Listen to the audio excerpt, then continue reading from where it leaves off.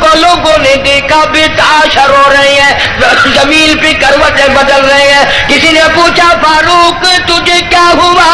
آپ تو بڑے جرأت والے، بڑی بہادری کے مالک، آپ کیوں روئے؟ فرمانے لگے او لوگوں، قبر کا اندھیرا یاد آ گیا.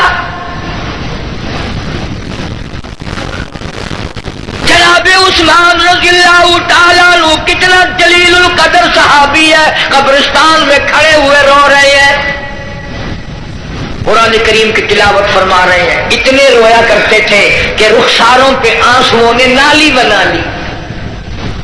کسی نے پوچھا عثمان تجھے کیا ہوا؟ تجھے تو نبی پاک صلی اللہ علیہ وسلم نے 10 مرتبہ دنیائی میں جنت کا ٹکٹ عطا فرمایا، تو کیوں رو رہا ہے؟ نبی کا دوہرا داماد ہے. کہنے لگا لوگوں، قبر کا اندھیرا یاد آ گیا، میرا جگر پھٹ گیا. ابن عباس رضی اللہ تعالی عنہما خدا کے قہر سے ڈر کر اتنے رویا کرتے تھے، اتنے رویا کرتے تھے، دونوں آنکھیں ضائع ہو گئی، دونوں آنکھیں چلی گئی ابن عباس رضی اللہ تعالیٰ عنہما. اسی لیے جناب عائشہ صدیقہ رضی اللہ تعالیٰ عنہ فرماتی ہیں میں سوئی ہوئی تھی، اچانک بیدار ہوئی، میری آنکھ کھلی، میں نے کالی کملی والے صلی اللہ علیہ وسلم کو سجدے میں دیکھا، اتنی لمبی دعائیں مانگی، اتنا لمبا سجدہ، اتنا لمبا سجدہ، اور سجدے میں امت کے لیے دعائیں مانگتے مانگتے اتنے روئے، اتنے روئے. حضرت عائشہ فرماتی ہے میں اپنا کلیجہ پکڑ کے بیٹھ گئی، کہیں آج بیوہ تو نہیں ہو جاؤں گی.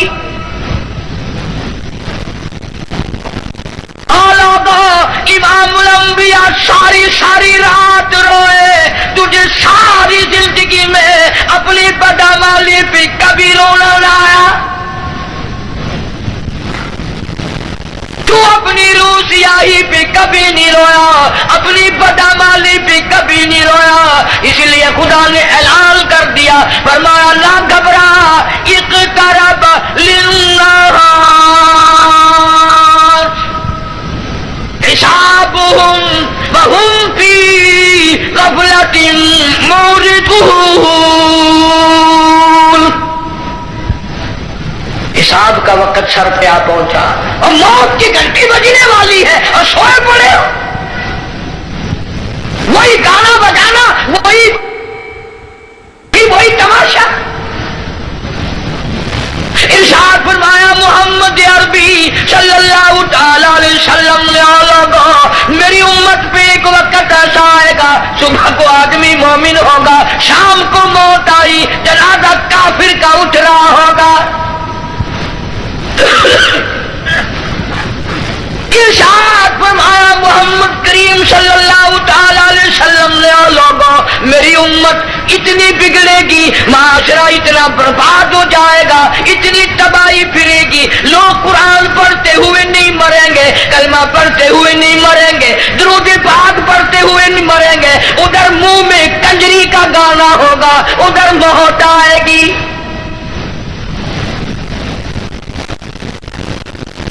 یا ایھا الناس اتقوا ربکم ان زلزلۃ الساعۃ شیء عظیم. بادشاہ، وزیروں، افسروں، پیروں، فقیروں، ڈاکٹروں، مولویوں، اتقوا ربکم، ڈرو اس پروردگار سے جس نے کروڑوں نہیں اربوں خربوں دنیا زمین میں پہنچا دی.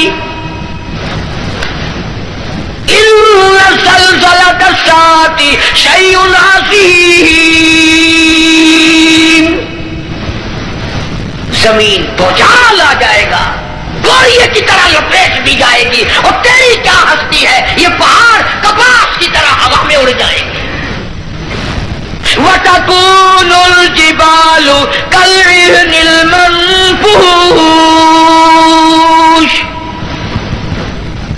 یہ کپاس کی طرح یوں ہوا میں روئے کی طرح اڑ جائیں گے، اور پہاڑوں کی یہ ہستی ہے، تیرا کیا بنے گا؟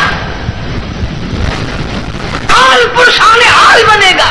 زندگی کی قیمت نہ جاننے والوں آخر اس وقت کیا حال ہوگا؟ وَأَمَّا مَنْ أُوتِيَ اوتي كتابه وراء ظهره فسوف يدعو ثبورا ويصلى سعيرا. چھاتی کو چیر کر اس میں سے بایاں ہاتھ گزار کر پیچھے سے نام اعمال پکڑایا جائے گا.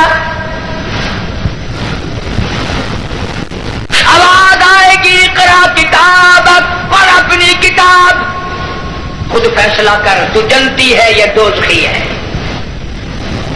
خود فیصلہ کر. لوگ ایک عرصہ گزر جائے گا، پانی پانی پانی پکاریں گے، آواز آتی ہے وَإِن يَسْتَغِيثُوا يُغَاثُوا بِمَاءٍ كَالْمُهْلِ يَشْوِي الْوُجُوهَ. اتنا گرما گرم کھولتا ہوا پانی پلایا جائے گا، اتڑیا منہ کے بل باہر آ جائے گا، نیچے کا ہونٹ سوج کر پیروں کے انگوٹھوں پہ آ پڑے گا، اوپر کا ہونٹ سوج کر کمر پہ جا پڑے گا. اور ایک روایت کے الفاظ ہیں جن کا ترجمہ یہ ہے کہ دوزخ میں، جہنم میں ایک ایک آدمی کا بدن پھول کر سوج کر 3 میل چوڑا 3 میل لمبا ہو جائے گا.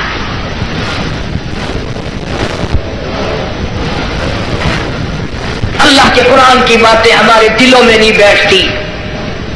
ڈاکٹروں کے پاس سارا دن مریض جاتے ہیں، بھوک نہیں لگتی، رات کو نیند نہیں آتی، خشکی کی وجہ سے نیند نہیں آتی، پریشانی کی وجہ سے نیند نہیں آتی.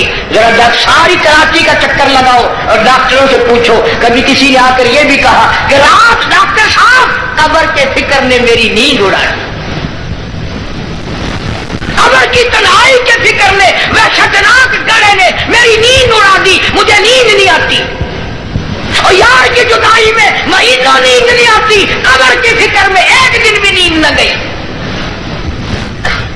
فرمایا ثم لم يتوبوا فلهم عذاب جہنم ولهم عذاب الحریق.